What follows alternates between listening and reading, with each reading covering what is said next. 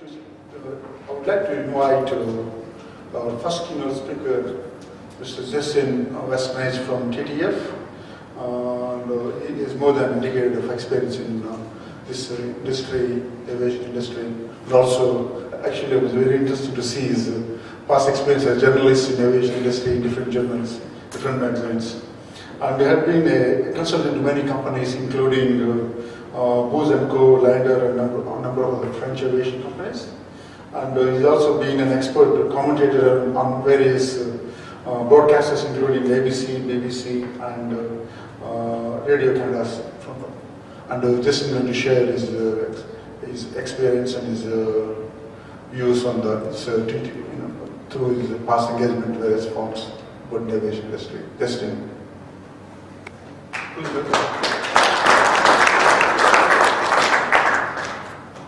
Thank you, and thank you, Prasad, thank you, Clinton, for this rather sort of last-minute opportunity to speak.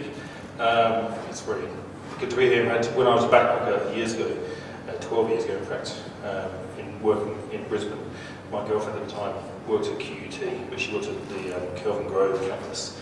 I remember then not feeling much older than the students, but just being out for lunch, we went out for a sandwich, and I remember thinking, everyone is so young. So that says more about me than the QUT. So I'm going to quickly speak about some of the elements that you guys might want to consider when we look at the airport of the future. I don't come from a technology background, and I'm assuming that everyone in this group does, so I'm deliberately staying very light on any technical references so that I don't get it wrong. So I'll give you a little bit of a background first about Tourism and Transport Forum for those who don't know us. We're essentially an industry group, an advocacy body for roughly 200 organisations in the tourism and transport space. We have all of the major airports, actually all of the major airports apart from Perth, and most of the large regional airports, certainly anything with international services, or aspiring international services. We also have all the major airlines, anything above around 5% market share, and then we also have technology companies. These aren't all of our members, these are just some of the members who I thought may be relevant to you up there. So, and essentially what we do is, so our engagement with Airports of the Future stems back to the STCRC, and out of that we actually formed relationships with a few universities, and our relationship with QUT actually stemmed out of that, and so we've been a partner in Airports of the Future since 2009, and sort of when I was looking at our agreement the other day, I realised that actually now is when our work starts, because once there are actually some final technologies, we then have an obligation to actually try to find legislative pathways to make them happen.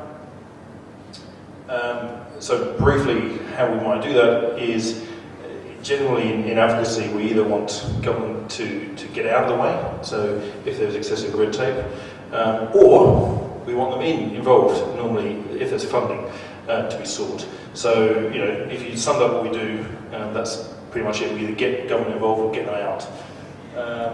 And how do we do that? Well, we try to make the case for that through research, build relationships with the various people. So we're frantically, at the moment, we were just talking about this, we have all of our relationships in place quite well with the coalition government if they were to come in. Now, if Labour stay in, then we'd sort of, but we've still got those relationships, but anyway, we spend a lot of time doing that. We're well known for using the media. We plant stories in the media all the time, sometimes with our name attached and sometimes otherwise, but unfortunately the media is, as a former journalist I can say, is eager for stories all the time, so it's always quite easy to push stories through the media. And then we play politics, so we quite often set one side of politics off against the other. So if you want to achieve something, especially now during the election, so you would have seen today perhaps that the coalition has pledged to make Chinese citizens easier to have visas, which is something we've been calling for about 2 years. What we're hoping is that by the coalition announcing that, the government will actually match that. So that's how you sort of play politics. You try and get one side to agree to something. That's us in a nutshell. Our interest in passenger facilitation dates back quite a long time. I was actually having a meeting yesterday with Mike Pazulu, the new CEO of Customs. And passenger facilitation was the key topic that we were talking about. They just published their blueprint for reform, which has some very pleasing. Mr. Pazulu, he said that in the future, having your passport will be the same as your driver license, in that nobody's ever stopped by police anymore unless you've done something wrong, or unless it's a random check. Now, in his vision of the future, all the hard work will be applying for the passport, and then once you've got your passport, then you can travel freely, and it'll all be random checks, or if you've done something wrong. And that's refreshing to hear that from the head of customs. If that's his aspirational goal, then all the work that you guys are doing to make that happen behind the scenes has an ally. He just has to then convince the next government to pay for it all. That's another job. We sit on 3 government committees specifically dedicated to passenger facilitation. The MPFC, that many of you will be aware of, but also the Tourism Access Working Group, and also the Tourism Visa Advisory Group. Our big passenger facilitation project at the moment is Trans-Tasman, trying to prove the case for some of these streamlined technologies in the Trans-Tasman area, so that we can prove the case that then they can be extended to other nationalities and other origin points later on. Specifically in Trans-Tasman, the 3 things we want is the abolition, or automation, as we've been told to call it, of the outbound processing line. We want a lightweight CIQ model for pop-up airports, specifically Sunshine Coast Airport, but also there's a whole series of other airports up and down the east coast that could probably handle seasonal New Zealand flights, if only it weren't for the $2 million investment in both infrastructure and staffing that is required.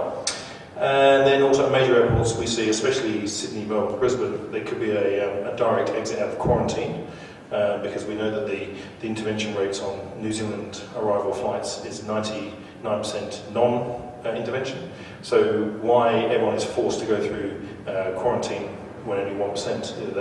If you could flip the equation and just target those who are deemed at risk, the same principle as happens in immigration, flip that also for quarantine. So they're the 3 things there. Now, a bit more interactive then. Okay, how do you grind away at change in this area? By using a pestle. So typically there's 6 factors at play. Political, and by this I mean sort of aeropolitical. So as the skies get more liberalised, we can expect to see more flights, which places more stress, but also a new mix of destinations. Economic, obviously, as the economies of Asia grow, we can also expect to see more passengers, and again a change in the demographics. I'll get onto demographics in a second. Social, which I'll get onto in more detail, but really the change in demographics actually has an impact on how people travel through airports. And actually the technical guy there said, "Oh, will you be okay with that without being able to see?" I said, "Yeah, fine." But technological, that's what you guys know about. Legislative. So once we've actually hit the nail on the head, we can then actually try to change the legislation required. For example, changes to the Immigration Act, things like having to present. So the Migration Act states at the moment that you have to actually present your piece of travel documentation on Australian soil. Now, that means that what you can't have is things like onboard passport checks and things like that. So there are some legislative niceties that have to be tidied up. And then environmental. Anyone that runs an airport knows that all of the environmental concerns around an airport are so onerous now that any of these changes, if you're talking about huge pieces of electricity sucking scanners, then that actually has an environmental footprint, which may be an unintended consequence. Okay, so this is when we go into the detail. Australia's tourism or visitor profile is fundamentally changing. In that traditionally we had, for the past 60 years, we've had markets from Europe, including the UK, and North America. And over time, this is now moving, and it'll be predominantly Asian. So what is happening is that the old markets of Europe and North America are slowly dying. Not dying, I mean they are, but what I mean is they're tailing off. And then the new markets of Asia are coming to replace them. So for example, China, arrivals from China are now number 2 after New Zealand. So they eclipsed the UK about 4 months ago. And although that isn't quite true month by month, we would expect 2014 to be the first year where Chinese visitors overtake the UK for second place for the whole year. And this is actually done by expenditure. The reason being is because the Australian government has a target to double visitor expenditure by 2020. And they're pinning that hope on the fact that Asian travellers tend to spend more than the more parsimonious European travellers when they get here. So what the Asian century, as it's being termed, has some impact on some of the work that you're doing, because one thing that we fell into recently is a desire to have VIP processing. This example here was actually Chicago, but it does actually happen elsewhere, predominantly in Asia and in the Middle East. So I assume that lots of the work that you're doing is working on the assumption that people want less intervention by humans and more by technology. Whereas actually, if you look at some of the key markets in the Middle East and in Asia, what a lot of the wealthy there want is actually more intervention. It can be slower, but they want someone holding their hand, and they want to sort of turn up at a special facility and drop their bags and be processed separately to the hoi polloi, to the rest of society. Now, this flies against the sort of Australian ethos of egalitarianism, but it's a reality that's happening elsewhere in the world. And as Prasad mentioned before this, I was actually an aviation journalist, and I was very fortunate to experience some of these. And I remember once landing in Paris and went to the first class lounge, had a shower, somebody pressed my suit while I was having a shower, and then went and I just did my border formalities, did my immigration in this lounge. Lovely, you know, and then I went out to my limousine. Those were the days. Anyway, but the point is that elsewhere in the world this is happening. So in Frankfurt there's Lufthansa has a dedicated VIP facility where anyone travelling first class or business class with the right status can actually just go there and do all the immigration checks and so forth in a dedicated facility. Now, we don't currently have this in Australia. We have, the only thing comparable is head of state service, where typically teams go to the aircraft. But apart from that, we don't have it, and we have express pass, but we don't have anything like that. So this is something which is a real sort of shift that people might need to think about. And then, as I mentioned earlier, in-flight immigration checks couldn't happen coming into Australia because of this clause in the Migration Act that identity documents have to be cited. However, this trial, Garuda, Indonesia, is doing this, and this is again talking about the customer experience being paramount. So this happens to be business class, but they do it in economy class as well. And this ethos that actually let's make getting a visa on arrival in Indonesia is quite lengthy, so let's do some of it on board, or if not all of it. So these are the sort of shifts that we might need to bear in mind. Equally, going back to the point about people actually don't necessarily want just automation, which may come as a shock. Amadeus did a survey at the end of last year, and whilst 72% of people did want a more efficient airport experience, only 28% thought that the answer was actually lying in doing it themselves through kiosks. A higher percentage actually wanted better overall amenity in the terminals and a better feel. And this is Adelaide Airport. Adelaide Airport is one of many airports around Australia which have invested heavily in their terminals, and moving over the next decade we're going to see a lot more investment in terminals. And so the overall amenity of airports was actually more important to more travellers than automated check-in. So what this might look like is, in addition to automated check-in, the personal touch will mean things like when you're travelling with families, you might need extra help and you might pay for extra help.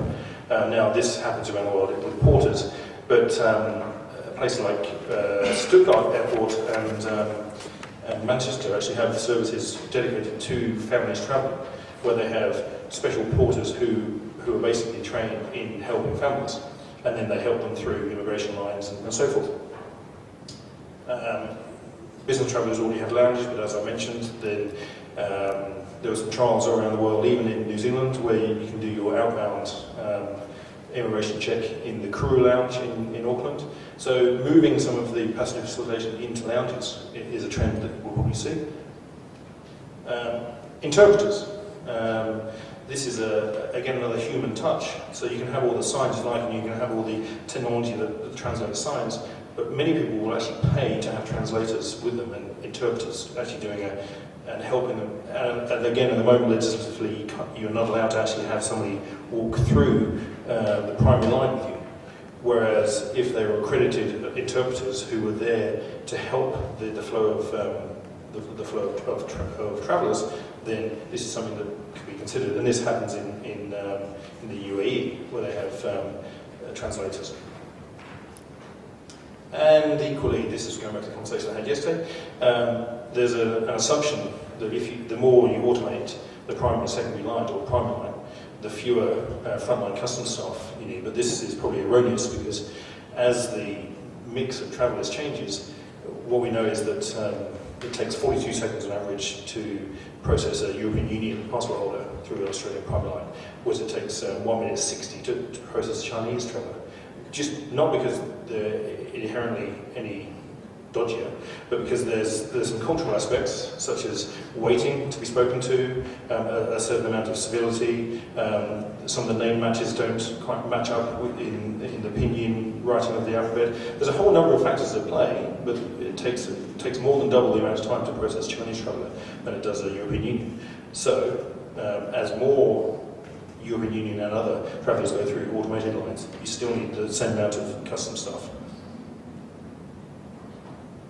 This is Abu Dhabi Airport, this is Emirates, Etihad. Made look in practice, so they have these red golden class ambassadors who actually meet you at the plane and take you through the whole process, and they're available, I think, in 50 languages.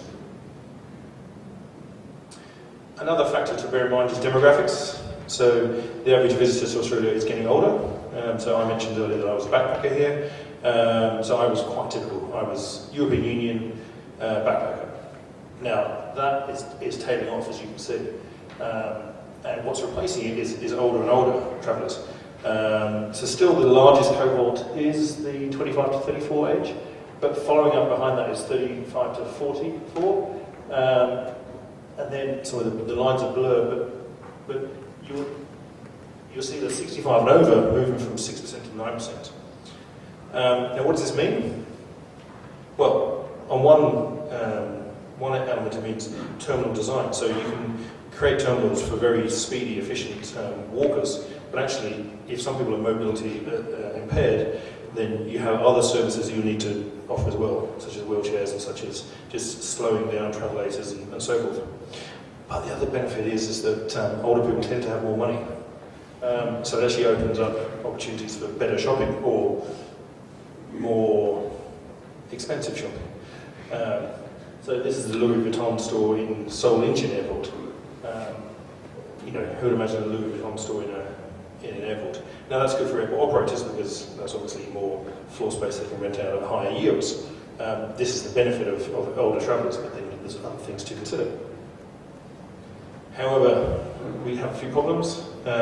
Security standards, and somebody else is going to talk about this later on, so I'm not going to go into too much detail, but we're not very good in Australia. Well, we're not that bad, but we could be better at actually agreeing to the ICAO principles on security standards, especially around lags and other issues. And this is my next one. So we annoy visitors when they first arrive, and when they leave. We annoy them when they first arrive by, there's only 2 countries in the world which don't allow you to bring duty-free goods even through the sealed bag onto planes into Australia. One is Australia, the other one is the US.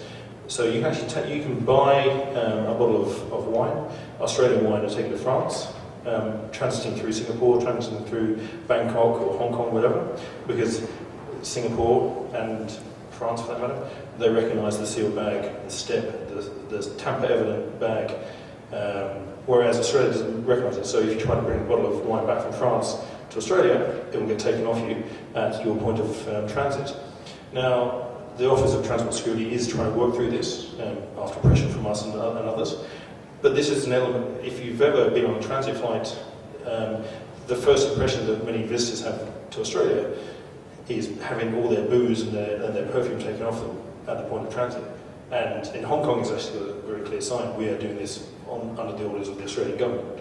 So that's an issue where we are unnecessarily out of step, and it creates a negative passenger experience before they've even arrived. And then another area where we're out of step is the 50 cigarette rule. So last year in the budget, the government reduced the amount of cigarettes you can bring in from 250 to 50. Now, this in and of itself is not a problem because everyone understands there is a move towards tobacco control. However, the Australian government did it without only 3 months' notice and without alerting anyone overseas, without alerting duty-free sellers overseas, without having any money set aside initially until they were pressured to do so, having any money for advertising overseas, and within that 3-month period they didn't have enough time to actually get any advertising out overseas. So the result was that you had lots of travellers turn up with their favourite cigarettes, expecting Australia to be sort of in the norm, and the first thing they do after they've had their booze taken off them, when they land, they have all their cigarettes taken off them. Now, I don't smoke. I'm sure many of you don't, but if you do, that's your choice.